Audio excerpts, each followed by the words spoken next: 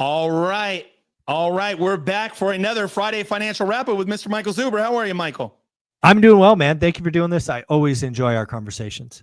I do too. And this is pre-recorded. We're both traveling this week. This is for June the 20th, 2025. What I wanted to do is I think do something different and special is do a Friday financial forecast. What do you right? Like, what do you think is going to happen? Let's talk about this. This has been a crazy market. How do we see this market playing out, right? So it's basically, we'll call it the middle of June, the end of June, toward the end of June. How do you see this market playing out between now and the end of the year? And let me ask specifically, you got a lot going on, right? So the tariffs, the Trump economy, all of the different kind of uncertainty. How do you think that's going to play out as we go into July, into the fall, into the end of the year? Man, we've got to, we have to be very nuanced here because I have thoughts on all of it and I don't want it to get confusing. So let's talk economy first. Yep. So, and I think the best measure of the economy that the average person will look at is GDP, right? Are we growing or shrinking? I suspect that by the time we get to Q3 and certainly by the time we get to Q4, that the Trump administration has pivoted from chaos to growth. Right. I talked about very early on that the first 6 months of this administration were going to be chaotic and congratulations, we're here. I think the next 6 months is about collecting victories. It's about tariff deals. It's about tax cuts. It's about deregulation. It's about companies building brand new manufacturing plants. So I believe the next 6 months, call it July 20th, to January 20th, which will be the second 6 months of this administration, will be about collecting wins, celebrating wins. So again, if you step back and you believe that for a minute, what happens? Well, again, if you look at the first 6 months, we've gone into a very dark place. Consumers were uncertain. It was quoted in the Fed meeting minutes 177 times. It was just like the word of the year, uncertainty. I think what happens in the second half is we transition to winning. Now, what is winning? It's a better feeling, right? When you win a race, when you get a victory, when you do these things. So what likely happens is consumers feel much better. Yeah. Right? So I think that's probably the first thing is the economy is on a growth trajectory as we exit 2025, which is collectively going to go down as a hard year, but we are set up for, as I've said all year, 26 will be better than 25, because I think the administration will be about the good mojo, the wins. Let's win the midterms. We can't lose. And I think you'll see a drastic behavior change. Maybe that's a hope, but it just feels that's my call. Is the second half is about posting wins, is if I had to summarize something. I like it. Winning, we like. It makes sense. I want to throw some comparison out there. I've been watched a couple of documentaries this last week and about like the 1980s, Reaganomics, deregulation, the way the economy kind of Reagan jump-started, with deregulation, and the U.S. economy really just took off and boomed. How do you see the big, beautiful bill, the bill how does that play out between now and the remainder of the year? Does that factor into this winning and or even deregulation? Any nuanced pieces about that, how that might play out? Yeah. So I want to be nuanced again, because I have thoughts that are going to feel like I'm talking out both sides of my mouth, and I don't want to do that. So the first off, as the big, beautiful bill sits today, my hope is it doesn't pass. Okay. I think most experts would agree that it adds to the national debt, and that's not what we signed up for. That said, I think the people in the Senate agree. So there is going to be some give and take. So the current big, beautiful bill doesn't pass, but the other side of my mouth, they will be declaring victory because something will pass. And it will still be called the big, beautiful bill. It will just be less of what's in there now, in my opinion. So again, it will be declared a victory. It will be declared this, that, the other. It will include deregulation. It will include tax cuts. And it will just be another sign of winning. Now, you can step back and go, is it really winning? It doesn't matter. It's going to be talked about as winning. Right. And the average consumer is not interested in the details. They don't care how the sausage is made. Just give me the food, right? Yeah. So again, I think the average person is not going to realize that, oh, by the way, the big, beautiful bill is 80% of what we wanted. No, it's going to be called a win. It's going to be say, hey, we negotiated, we got what we wanted. And most people are going to move on with their day because they're not really interested in politics. So I guess that's what I think about that bill. Now, one of the things I want to follow-up question, something you said maybe 2-3 weeks ago, very, very subtle in our Friday financial wrap-up. You talked about that this pivot of the Scott Bessent, where a pivot where they were like, basically, we'll grow out of this debt issue. Like part of the thing was like, okay, let's push really hard to get the rates down. Let's get the Fed to cut. And then that wasn't working. So now it's like almost like you kind of described it as a pivot that let's grow out of this. How do you see that playing out, or kind of what's your thoughts from strategy? How does that all play out this year or even going forward into 26? Yeah, even since that conversation, the legend Paul Tudor Jones has come out and basically said the only way we can get past this national crisis, which is our national debt, is via growth. I talked about it, I think, on Wednesday, Paul Tudor Jones discussion, but from memory, Paul Tudor Jones basically said is we need a dovish Fed, which Powell is not. We need a dovish Fed, and we need rates down to the tune of 200 or so basis points, and we need to stoke this economy and grow out of it. So I think more and more people are realizing that we're not going to get the true $2 trillion savings from Doge. $2 trillion's not coming. Lower rates will certainly help with debt payments.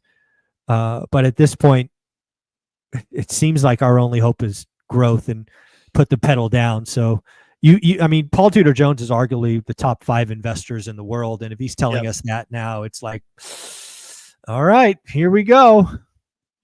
Very interesting. And is that also why Elon kind of blew up on Trump and kind of like, it kind of almost like they pivoted the plan. Doge didn't really do, it didn't really happen, or like what is that part of it or no? I'm sure it's part of it. I mean, if you believe what's been reported, Scott Bessent basically accused Elon Musk of being a fraud and a failure for not delivering $1 trillion in savings. I think the last I saw it was like 300 billion or something. So as far as Bessent is concerned, complete miss and failure. I don't think it's that. I think the bigger issue is, I think from what I heard is Elon wanted a particular individual at NASA or above NASA or whatever that is. And, the administration didn't take his input. And again, from where he sits, he's like, hey, I'm the guy going to Mars. I'm the guy reusing rockets. I think my opinion should matter. And the administration didn't listen. I think he saw that as a massive slight. And, as the richest man on the planet, you probably have a huge ego, and his ego didn't allow him to accept it. And he went on a little temper tantrum. And obviously Trump, we all know, is not afraid of throwing crap the other way. And, we saw 2 teenagers melting down on social media, and, it seems to be in a better place today. I don't think they'll ever be truly friends again, but they don't have to be, right? They just, but yeah, it's just, it's wild to watch adult men melt down. Yeah, yeah. I'm just trying to make sense of it all, and I'm sure if I have this question, I'm sure a lot of the viewers have the similar questions. So let's fast forward then. So what happens again? Forecasting. We're looking at between the fall, the end of the year, going into 2026. How do you see it playing out with Jerome Powell, a shadow Fed? Do we start to see the rate cuts? What happens at the Fed level, and then how does that trickle into the 10-year? This is a very important question because this could go so badly. So let's decide. Let me articulate the worst case scenario. So sometime in July, or sometime between now and the end of July, Trump says, "This is my guy. This is the next Fed president." Okay, that person's just nominated. They don't have to go through any Senate hearing or anything just yet, because you got time. So if that happens, which I think it will, I think there's a better than 80% chance that happens by the end of July, possibly by the end of June, but I want to say end of July. We're then going to get some individual that's invited on every financial network, second guessing every economic metric, every Fed decision, every Fed minute, everything. And that is going to become at a minimum uncomfortable for the Fed, and probably really uncomfortable for Jerome Powell. Nobody likes to be second, Monday morning quarterback. As I sit here today, my gut says Powell is strong enough to withstand this chaos and will finish his term. That is also my hope. However, he is already rich. He has already served his country. He could give the middle finger to Trump, to the next nominee, and frankly to the economy, and say, F you, you don't want me, I'm out. And that would not be good. The bond market would react violently to that decision. Take out somebody who is, independent, somebody who's not bending the knee, insert someone who is perceived at a minimum to bend the knee and be a puppet. 10-year note goes higher. So there's really two paths that I've highlighted there. Path one, 85%. Path two, 15. Okay. So not zero, not likely, but possible. And if that were to happen, if Powell were to get squeezed out and or resign, bond vigilantes, the 10-year goes to 6, the 30-year mortgage goes to 8 or 9, 8.5, 9, something. How violent would that be? That's a very good question. I haven't thought about that. So off the top of my head, the 10-year goes to 5.5 at least.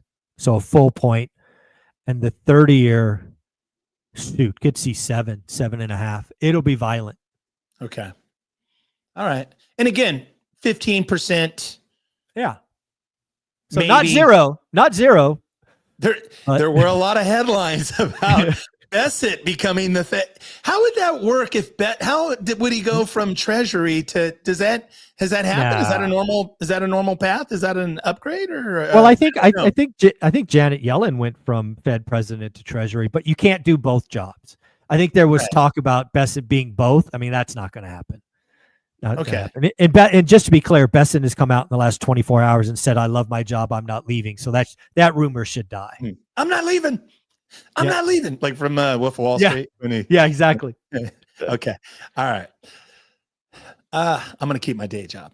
So let's keep going. So let's talk about inventory, right? The big inventory. Inventory's been growing. This is the beauty of it. And I love it. For anybody who's really been with you in the community, especially the school community, people who are really like in it to win it with one rental at a time, the folks that are doing the work, they know you were calling for this months and months. You said the inventory is going to grow. Rates are going to stay higher for longer. In fact, I would almost say in my world, you've never been wrong. You've just been early in my world. You've always been early. I appreciate that. I think my thoughts about inventory are going to surprise people because it's, again, counterintuitive and different than all the knuckleheads out there. I think inventory is going to roll over. And I'll even put some time on this. I'm going to call it August, September, October. And it's going to roll over. Actually, let's call it September, October. And it's going to roll over for two surprising reasons. Reason number one is I believe active inventory today is overreported. I believe if you were honest with yourself and you looked at your market and your buy box, you have plenty of wish pricing. Yep. You have sellers that believe it's 2022. and you have buyers who think it's 2015, right? There's just no meeting of the minds. And what will happen with sellers is they will just let the listings cancel or expire, or they will cancel them. Yep. So we're going to get a lot of wish pricing disappear. Second, I actually suspect that rates will be down slightly. They'll probably be down at their low of 6.8, as we talked about earlier. And you're going to get a surprisingly strong fall. I think a lot of people historically, it's the spring selling season and then the party's over. I think 2025 is going to shock people because, again, remember what we said earlier. The second half is about winning. Yeah. The consumer will feel better. They will stop being scared. And that will take people off the sidelines. So we're going to have less wish pricing, inventory leaves, and we're going to have slightly more demand, which means properties come off. Okay. So I think people are going to be shocked when inventory rolls over hard in September and October. Very interesting call. I love it. I am with you, man. I love it. Any other thoughts? Just something that the One Rental at a Time community should be mindful of or prepared for as we get into the second half, the third and fourth quarter for this year to really maximize their opportunities? I think July and August will be the depths and also the peak, depending on what side you're on of the buyer's market. July and August will be the worst for sellers, but the best for buyers. Okay. So I shared this on last week's call. I'm currently identified a property that I'll be writing an offer on in early July, assuming it's still there.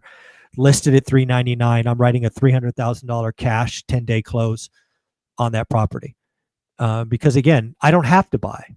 But if this person still has it listed 75 days or whatever it will be, I'm going to take my shot. And again, I don't expect them to say yes.